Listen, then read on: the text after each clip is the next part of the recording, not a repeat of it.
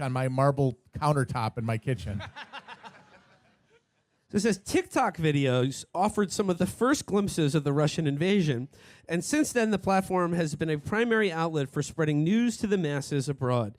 Ukrainian citizens hiding in bomb shelters or fleeing their homes have shared their stories to the platform, while dangerous misinformation and Russian propaganda have also spread. And TikTok stars, many with millions of followers, have increasingly sought to make sense of the crisis for their audiences. The White House has been closely watching TikTok's rise as a dominant news source, leading to its decision to approach a select group of the platform's most influential names. Felix, who do you think, which one of the TikTok guys that you follow do you think should be briefed by the White House?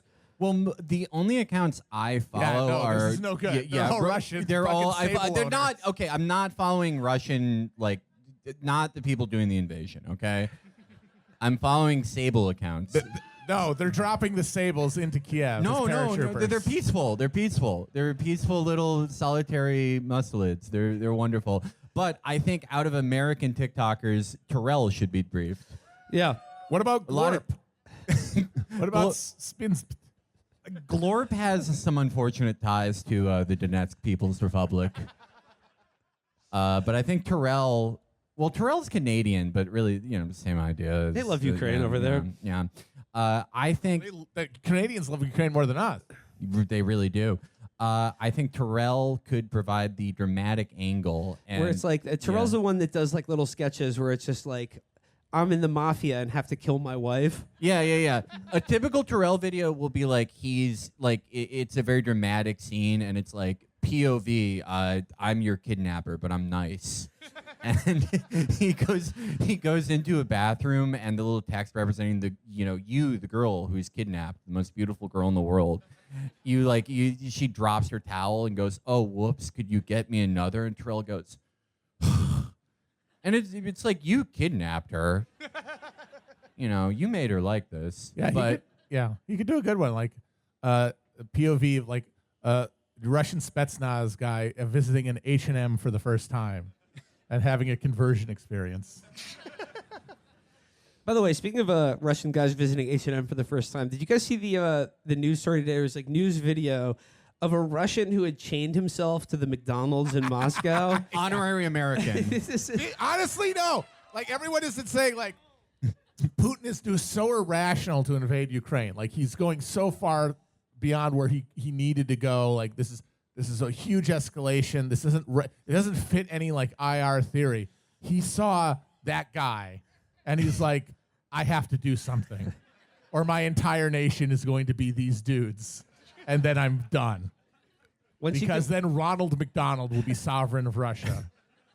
And if only the White Russians had had Grimace. I'm now just thinking of like an icon of like the McDonald Land players. Like the Fry guy with like a saint halo around his head. My family was chased out of the Russian Empire in 1890 by the Hamburglar. Well, unfortunately, the Hamburglar. I'm sorry, but it would have been Mayor McCheese and Big Mac. Unfortunately, the Hamburglar has turned many of the former Soviet bloc states into outright kleptocracies. Yeah. They're stealing burgers left, right, and center. Nothing that's nailed down is getting taken. I mean, say what you will about the Burger King, but he did emancipate in his empire. Wish my family had come from there. Back to the Washington Post. It says here, the invitations to the event were distributed Tuesday and Wednesday. Khalil Green, 21, a creator with more than 534,000 followers on TikTok, said he wasn't surprised when an invitation arrived in his email inbox. Oh, he wasn't surprised. Okay. What a fucking... Cool. These fucking clout demons. There's like... I do a TikTok where I pretend to fucking talk to my dead sister who I've never had in the first place. So, yeah, was I shocked when the Biden administration wanted to brief me on the situation in Ukraine? No, I wasn't. I was expecting for that fucking call. He says, people in my generation get all our information from TikTok, he said. It's the first place we're searching up new topics and learning about things. Oh. I don't like hearing that. I mean, okay, I will play devil's advocate or Aiden's advocate. How much worse is it than like... It is worse! Things get worse over time! I think there are more smiles than ever in the world. But There's more reacts than ever, that's for sure. Yeah. I mean, you could call the Sistine Chapel a react to the, me reacting trying to to press the that grace like of button. God. Yeah. But I mean, it's like there's no TikToker is dumber than Wolf Blitzer. I mean, yes, that's true. And it's like bad in the sense that it like represents declining attention spans, and it's like it is, I guess, literally a degeneration if you want to put it that way. But I don't think it's like worse. It's fine. It's a degeneration. But why could you say that's bad? Yeah, no, that's my argument. I will be hosting a talk tomorrow on the NFT stage called "Most Things Are Fine." Everything is the same. Yeah, everything's the same, and most things are fine. Honestly, you could get a TikTok out of that. Yeah, no, I'm trying to get in that cult. Continuing the article, it says here, the briefing was led by Matt Miller, a special advisor for communications at the White House National Security I thought he Council. died. Wait, hold on. I heard people boo Matt Miller. I'm sorry, you are reading too many articles if you hear fucking Matt Miller and you're like, oh, he's the worst. Deputy at the Director of Special Advisor for Communications at the White House They National thought it Security was Council. Mac Miller, and he Yeah. come back from the line. You have got to go to rehab for articles if you boo that name. The Washington Post obtained a recording of the call, and in it, Biden officials stressed the power these creators had in communicating with their followers. We recognize this is a critically important avenue in the way the American public is finding out about the latest, said White House Director of Digital Strategy Rob Flaherty. Boo. So we wanted to make sure you had the latest information from an authoritative source. Jules Turpik, a Gen Z content creator who makes TikTok essays about digital culture. Jules Turpik, whose name came from when they passed out from lean and put their head on their fucking keyboard. That is a Eastern European name. Jules Turpik said the White House's decision to engage creators such as she was essential in helping stop the spread of misinformation. Those who have an audience can ideally set the tone for how others decide to assess and amplify what they see online, she said. I'm just thinking of like World War II era propaganda, but for like TikTokers, or it's just like when you don't post, you support Hitler. Or it's just like, it's Vladimir Putin like leering over your keyboard, and it's just like, take the day off. Don't post about the news. Thanks, Vladimir. So the idea here is like, we tell these TikTokers what's going on in Ukraine, and because they are goldfish, they believe us, and then they spew it to their followers, who then, because they're even smaller goldfish, believe them. For what? What are they going to do? They don't even vote. They don't do anything.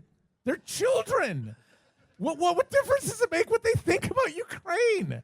I don't know. No one's ever tried like combining swag and the news. I mean, Well, except for the three gentlemen you see on stage here today. That's right.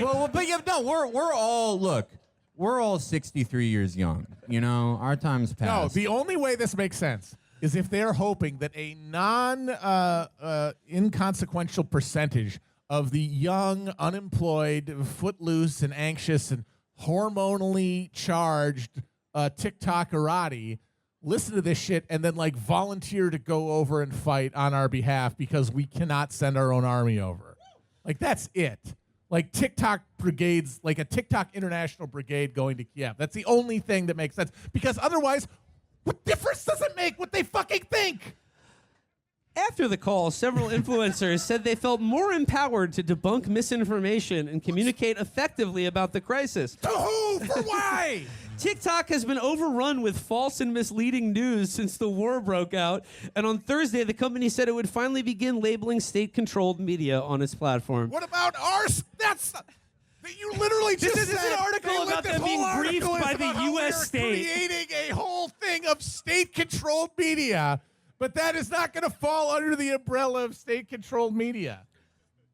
Okay. How about this though? Okay. Pretend I'm writing for a Netflix show that gets canceled after 45% of an episode. How about a bunch of kick-ass women call out the fuckboy behavior of the ghosting of Kiev. Pretty cool. Can you not say? What if they did that? Can you not say that both state-funded regimes of information are, by definition, misinformation? What if you support them both? I like it when America does it. I like it when Russia does it. I like that better, honestly. But picking one is dumb. Like, if you interrogate the decision to pick one misinformation stream over the other as being closer to the truth because you don't fucking know. You're just getting it from the stream like everybody else. Picking one channel over the other is arbitrary, and you don't fucking know. And at the end of the day, it's like I'm drilling a hole in my head and making a decision. If you decide both are bullshit, I accept that. And if you decide both are nice, I accept that too. Those are both far superior and more respectful than picking either of them. But look, it's not just Terrell. It's not just Jen Parlak and Caden Aiden. There's Warwick Snorp. Yeah, we got it's some names from the past here in this article. Snorp. Check this out. The voices dominating the conversation on the internet can be freewheeling and unexpected. Many creators on Thursday's call, for instance, were shocked by the presence of Aaron Parnas, the 22-year-old son of Lev Parnas, a Ukrainian-born American businessman and former associate of Rudolph W. Giuliani. You thought Lev Parnas was done, son? Nuh-uh. Yeah. No. This is the reboot. This is David Arquette coming back for Scream 5. I have watched 3 episodes of Lev Parnas' podcast called Zoomed In, where the hook is that it takes place on Zoom, which makes it different than any other podcast, I guess. But it's on like a David Brock network, and he hosts it with another like 21-year-old Democrat. I love podcasts that no one listened to. But I am familiar with Lev Parnas Jr. Well, you say no one listens to it. It says, Aaron Parnas has recently emerged as a powerful TikTok influencer by providing nonstop news updates about Ukraine. On the night of Russia's invasion, he hosted TikTok live streams discussing the event to over 800,000 viewers. Well, yeah, that's TikTok, but I mean his podcast. Yeah, like, right. you know. That's what really counts here. Wait, isn't it like a 10-minute limit on TikTok? What is he getting? Well, there's TikTok lives. Oh, how, they can go like as long as they want? Matt, they're live now. They're live now. They're live now. All right. Just to close out the article here, it says, Ellie Zeiler, an 18-year-old TikTok star with more than 10.5 million followers, says she hopes to remain in communication with the White House and continue to press officials there about key issues.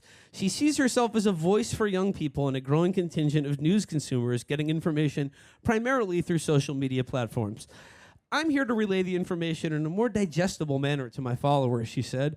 I would consider myself a White House correspondent for Gen Z. No, yeah, she's going to press the White House and stuff. They'll press her back. You know, Biden will ask her tough questions like, are you my granddaughter? And that is the free exchange of information that makes this country great. All right. So that's it. That's the TikTokers. It's only getting bigger, folks. And, you know, like I just... The new Doctor Strangelove will come from TikTok. That's what I'm convinced of. All right. Mein Führer, it's giving walking. All right. So we're gonna do something a little bit special here today at South by Southwest. We've been on tour. We just knocked out the first leg of our tour. We did Charlotte, Nashville, and Atlanta. Loving the South, baby. We're loving it. Now we're here. Like we did the South, and now we're in like the Texas South. Its own weird thing. Yeah, no. We've knocked out Charlotte. That was the tutorial level. Yeah, the undead burg of the South. Atlanta, that was like Stormvale Castle.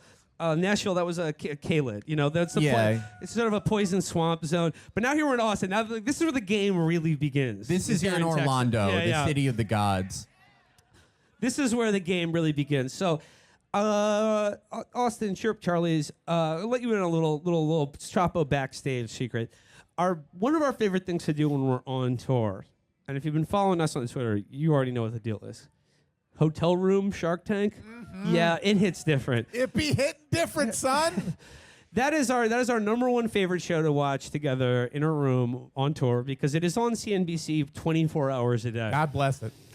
It's one of my favorite shows because it's about the American dream. It's about the entrepreneurial spirit is still alive and well here in America, and we want to bring some of that entrepreneurial spirit here to South by Southwest. The thing is, though, Shark Tank is about people who build businesses. Yeah, that sucks. And that's not my American dream.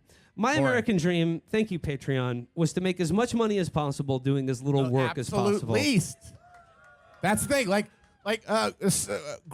The whole point of Shark Tank is like performing how much you love working.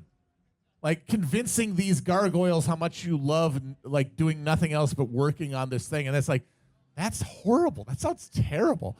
It's like finding the delta between labor and reward. That's the sweet spot that we're all seeking. And so what we want to find from listeners, from other hustlers is other ideas that we can help germinate on how to get the most for the least effort. And that's what podcasting means to me. Thank you, Patreon. But here's the deal: like, I love Shark Tank because it is a show about American capitalism. However, the most perfect avatar of American capitalism on Shark Tank is a Canadian guy. Absolutely, Mr. Wonderful. God bless him. Mr. Wonderful, the best shark, the king. Matt, you made this point about Mr. Wonderful. Mr. Wonderful is at first glance, Mr. Wonderful is the most repellent figure maybe ever been on television. However, that's a newbie Shark Tank opinion because he is just a pure avatar of just wealth acquisition and exploitation. However, the more you watch Shark Tank, the more you realize he is actually the best of the sharks because he doesn't represent anything other than just the acquisition of profit. He's not like giving you this song and dance about how, no, once you get rich, you're still cool and fun and approachable like fucking Cuban or that Croatian scumbag or fucking the Lori Grenier,